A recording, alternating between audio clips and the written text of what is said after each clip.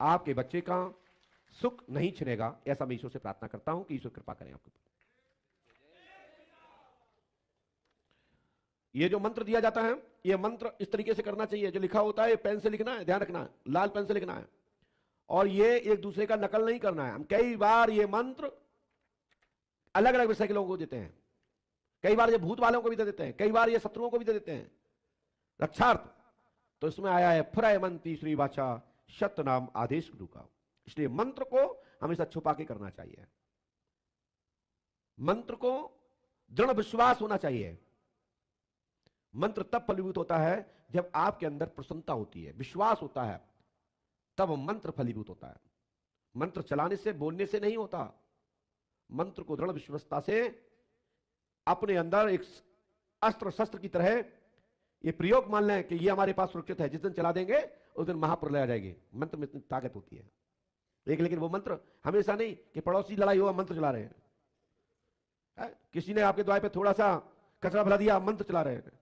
ये मंत्र उन पे नहीं चलते हैं। मंत्र उन पे चलते हैं जो आपको सताते हैं और आपकी धर्म की कोई रक्षा नहीं करता। तब आपके अंदर की निकली हुई एक श्वास, एक उसास, वह मंत्र के रूपी स्वतः ही चल जाता है और अज्ञानी व्यक्ति का, सामने वाले व्यक्ति का पतन होने लगता है। इसलिए किसी गरीब, दुखित, व्यवसाय व्यक्ति को नहीं सताना चाहिए। और सताओगे तो उसका जो बाण छूटेगा ना, उसका जो शस्त्र छूटेगा, उसका कोई सामना नहीं कर सकता। ये ध्यान रखिए। तो हमने जो दिया है मंत्र, वो मंत्र दिया है विश्वास का। आपके संकट में यह मंत्र काम करेगा। वो मंत्र है आत्मविश्वास। फुरय मंत्री श्री वाचा सत्य नाम आदेश गुरु का। जो मुझे विश्वास है ये मंत्र तुमको निवारेगा। मैं अपने गुरु के एक एक वाक्य पर पूर्णतः विश्वास रखा है कि ये मंत्र चलेगा तो काम करेगा। बंदूक से गोली निकलेगी तो चोट कहीं तो लगेगी निश्चित, चाहे पक्ष जाए या विपक्ष जाए। जिस पर चलेगा उस पर लगेगा, जो लक्ष्य के सामने होगा। तो ये मंत्र दिया है फोटो लगाने के लिए, तो इस बच्चे के उच्चाटन के लिए दिया है। कहीं फंसा हो, दबा हो, कुचला हो, उसको न्याय मिले और न्याय के साथ साथ परिवार को शांति प्राप्त हो।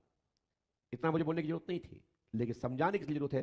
कैसा सुन लोगे उसे आप मान लेते हो, जैसा पढ़ लेते हो वही मान लेते हो। इसलिए पढ़ना, पढ़ाना, समझाना ये गुरुओं का काम है।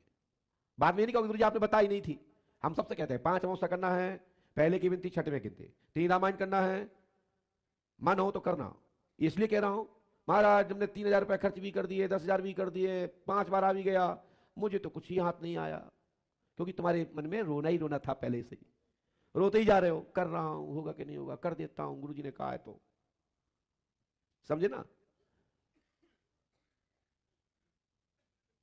कभी भी ईश्वर पर विश्वास रख दीजिए कि मैं गया, पंडित को प्रणाम किया, निश्चित रहो सब लोग, अच्छे से खाओ पियो, मस्त रहो, भगवान का जाप करो, पंडित का नाम गया ना, काम हो जाएगा। नहीं होगा ये नहीं सोचना है, नहीं होगा, होगा क्यों नहीं होगा। अरे एक साधारण आदमी कह देता है चिंता मत करो, तुम्हारी परसों की तारीख में मैं आपका साथ दूंगा, मैं आपको पैसा दूंगा, आपकी शादी अच्छी होगी, आपका खर्च में उठाऊंगा। आप कितने विश्वस्त हो जाते हो एक आदमी के कहने पर। खुश हो जाते हो ना कि कक्का ने कह दिया है, और कक्का बाद में फेर जाता हो। लेकिन परमात्मा कहीं फेर नहीं होता। इसलिए परमात्मा विश्वस्त हो जाइए, सब व्यवस्था बन जाएंगे। बोलिए श्री पंडों से घर की। चलते हैं आगे पर्ची की ओर।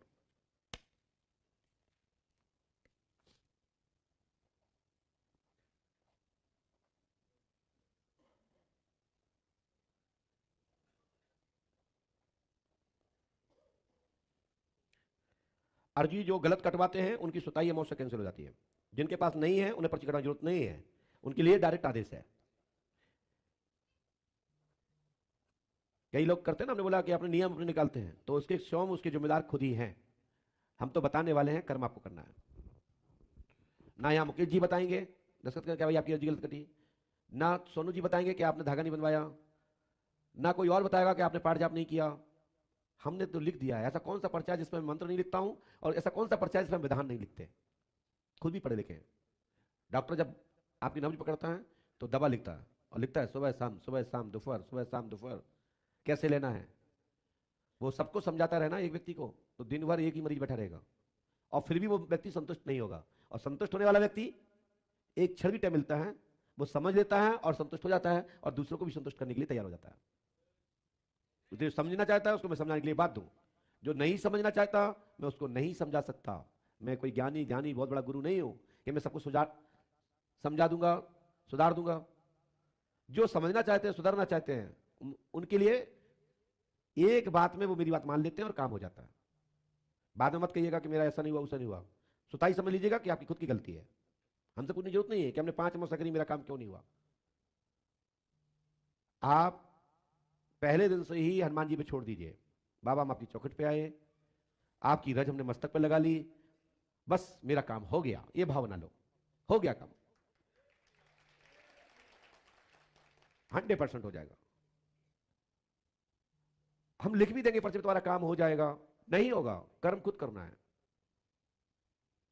अब कोई मीडिया वाला सुन रहा हो, पंडोगर सरकार ने कहा था कि तुम्हारी नौकरी लग जाएगी, क्यों नहीं लगी? क्योंकि उसने पढ़ाई नहीं।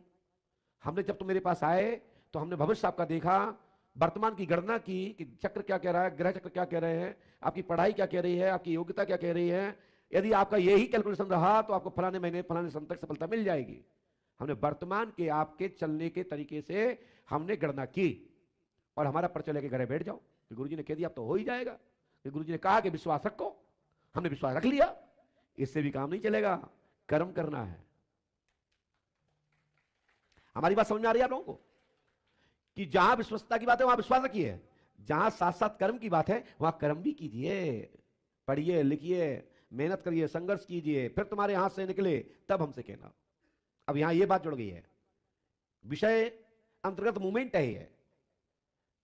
जहां मंत्र की जरूरत है वहां मंत्र काम करेगा, जहां स्वयं की जरूरत है वहां स्वयं ये शरीर से करना पड़ेगा, तब गुरु कृपा पीछे से फलीभूत होगी। आपको समझ में आ रहा है कि ठंड का समय काट रहे हो क्या? झेलना है, 2 घंटे और निकल जाएंगे, सवेरे जल्दी हो जाएगी, गद्दा नहीं लेना पड़ेगा, रजाई नहीं लेनी पड़ेगी, ऐसा तो नहीं है? समझ में आ रही है? पक्का 100%। चलो खुश रहो। चलते हैं माताओं में से जो पहले खड़ा होगा उन्हीं के नंबर, पीछे वाली लाल